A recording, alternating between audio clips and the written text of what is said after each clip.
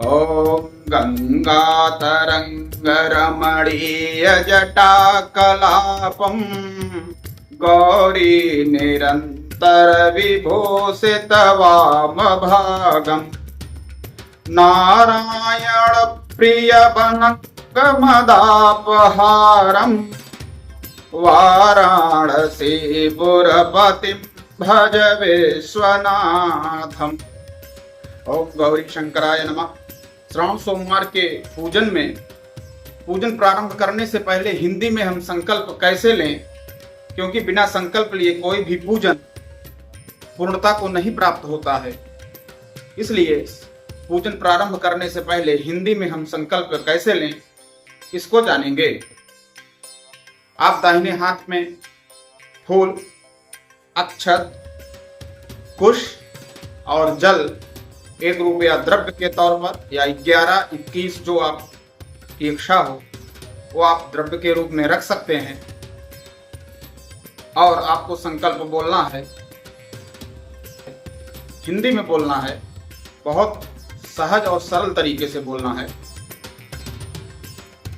मेरा गोत्र जो आपका गोत्र है, मेरा नाम जो आपका नाम है, और मैं इस कामना से श्रावण सोमवार का व्रत कर रहा हूं अथवा कर रही हूं। यह पूजा भगवान भोलेनाथ के चरणों में समर्पित है। ऐसा कहकर आप शिवलिंग के ऊपर उस संकल्प को चढ़ा देंगे अथवा सामने रखी साफ प्लेट में उस संकल्प को रख देंगे। उसके पश्चात ही पूजन का कार्यक्रम आगे बढ़ाएंगे। भोलेनाथ के पूजन में प्रमुख सामग्रियां क्या होनी चाहिए वो आपको स्क्रीन पर हम प्रस्तुत कर दे रहे हैं। पूजन की थाली में ये सारी सामग्रियां होनी चाहिए।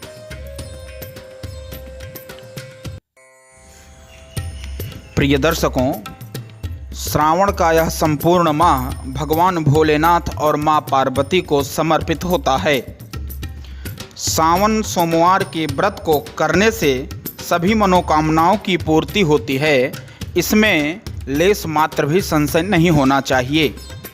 इस बार श्रावण माह में 4 सोमवार पड़ेंगे। प्रथम सोमवार 14 जुलाई को, दूसरा सोमवार 21 जुलाई को, तीसरा सोमवार 28 जुलाई को और चौथा सोमवार 4 अगस्त को पड़ेगा। सावन सोमवार व्रत के सामान्य नियम: स्नान और शुद्ध वस्त्र पहनकर शिवलिंग स्थित मंदिर में जाकर बेलपत्र पर अष्टगंध से राम नाम लिखकर भगवान भोलेनाथ को समर्पित करें। तत्पश्चात भांग, धतूर, दूध, दही, शहद, शक्कर, हल्दी, रोली आदि से पूजन अर्चन करें।